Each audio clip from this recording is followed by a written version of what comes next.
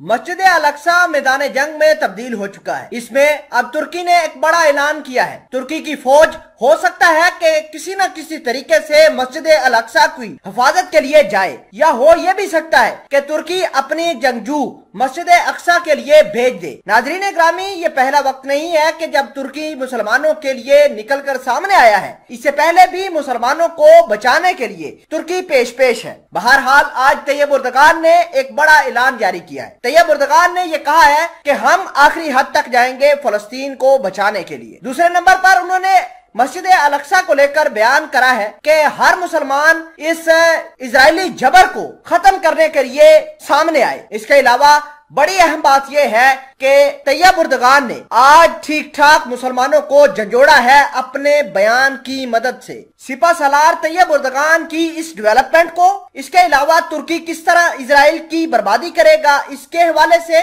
और तुर्की के ऊपर बदले में इजराइल क्या करवाएगा, ये तमाम तर चीजें बड़ी ही डिटेल के साथ आपके साथ शेयर करेंगे। छोटी सी गुजारिश है कि आप हमारा यूट्यूब चैनल हसना टीवी को सब्सक्राइब कर लें, घंटी के निशान को दबा लें ताकि लेटेस्ट न्यूज आप तक बर वक्त पहुंचती रहे। दोस्तों, सबसे पहले हम आपको ये बता दें कि फलस्तीन के हालात कुछ अच्छे नहीं है। शेख जारे नाम की एक जगह है फलस्तीन के अंदर, वो अब इजरायलियों ने कब्जा कर लिया है उसके ऊपर। बदले में फलस्तीनियों ने इजराइल के एक टेंपल के ऊपर कब्जा किया हुआ है।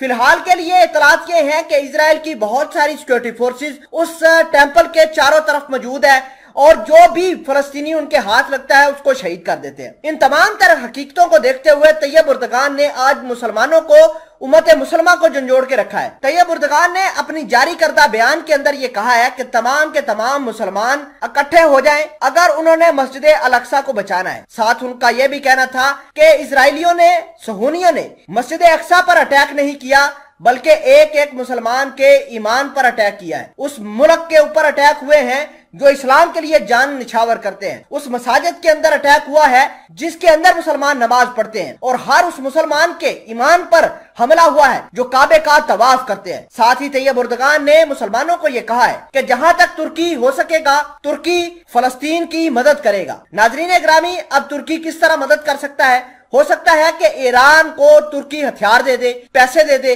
फिर ईरान इन्हीं हथियारों को, इन्हीं पैसों को हिजबुल्लाह को दे सकता है। या हो सकता है कि तुर्की अपने जंगजू पहले ईरान भेजे और ईरान से फिर वो जंगजू सीरिया के अंदर जाएं, सीरिया से होते हुए गोलन हाइट्स और फिर इजराइल को तबाह करने के लिए जा सकते हैं। नाजरीन ग्रामी, ये कोई पहला मौका नहीं है कि तैयब उर्दगान मुसलमानों के लिए निकलकर सामने आए हैं। आप सीरिया का मामला देख लें, आप लीबिया का मामला देख लें। इसके अलावा तुर्की जो है वो अजरबैजान के लिए निकलकर सामने आया था, भले ही उसने रशिया के साथ टक्कर ले ली थी। नाजरीन ग्रामी, आपको यह बता दें कि तुर्की अपने जंगजू मुतहरक कर चुका है और इजराइल के अंदर हो सकता है कि तुर्की के जंगजू जाएं। नाजरीन ग्रामी, अगर तो तुर्की के जंगजू इजराइल के अंदर पहुंच जाते हैं तो फिर तो इजराइल की तबाही पक्की है। दूसरे नंबर पर अब इजराइल बदले में तुर्की को क्या नुकसान पहुंचाएगा? तो इजराइल की लॉबी जो अमेरिका के अंदर बैठी हुई है वो तैयब उर्दगान के खिलाफ मुहाज खड़ा कर सकती है। तुर्की की इकोनॉमी और तुर्की के ऊपर इकोनॉमिक सैंक्शंस लगा सकते हैं, और भी बाइडेन सरकार सीरिया के अंदर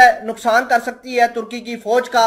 आपको यह भी बता दें कि जो इजरायली हैं वो सीरिया के अंदर कुर्दों को रिक्रूट करके हमले करवा सकती है तुर्की के अंदर। तो ये मामलात अगले लेवल पर जाएंगे। अब देखना होगा कि तैयब उर्दगान ने मुसलमानों को जगाया तो जरूर है, क्या मुसलमान तैयब उर्दगान की इस आवाज पर लब्बैक कहते हैं या नहीं? ये वक्त के साथ साथ पूरी चीज क्लियर हो जाएगी।